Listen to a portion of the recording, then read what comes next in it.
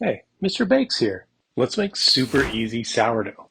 All you need is three ingredients: flour, water, and salt. Well, maybe you need four. You need sourdough starter too, but that's really just made of flour and water, so it's a gray area.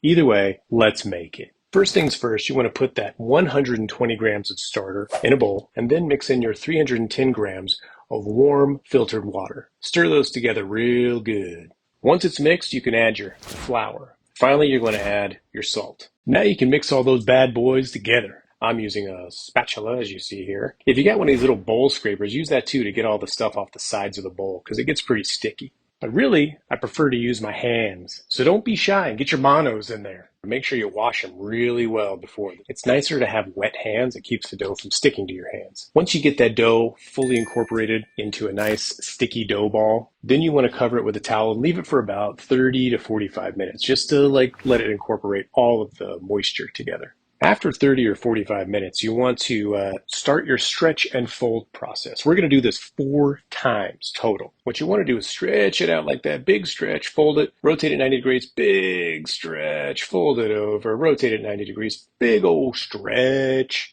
Then you want to fold it, rotate it 90 degrees, one more stretch and fold. Then I'm going to transfer it to a nice new clean bowl just because I like the way it looks. Then you want to cover it with a towel and let it sit for another 30 to 45 minutes. Back at it again, stretch and fold, big stretches, folds. Every time you fold it, you turn it 90 degrees so you get all 4 sides kind of folded.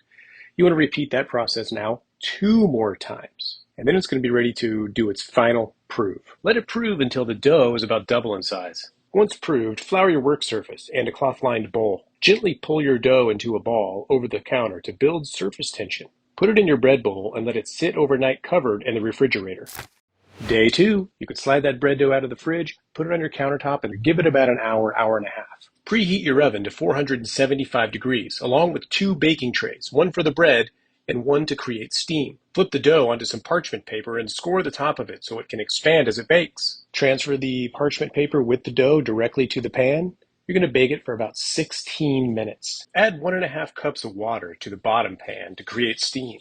After 15 or 16 minutes, pull out the water tray, reduce the temperature by 15 degrees, and keep baking for another 15 minutes or so. When it's all done, you should have a nice golden brown loaf. And listen to this crunch. Let me know how yours turns out in the comments. Happy baking. Like and subscribe. Mr. Bakes, I'm out.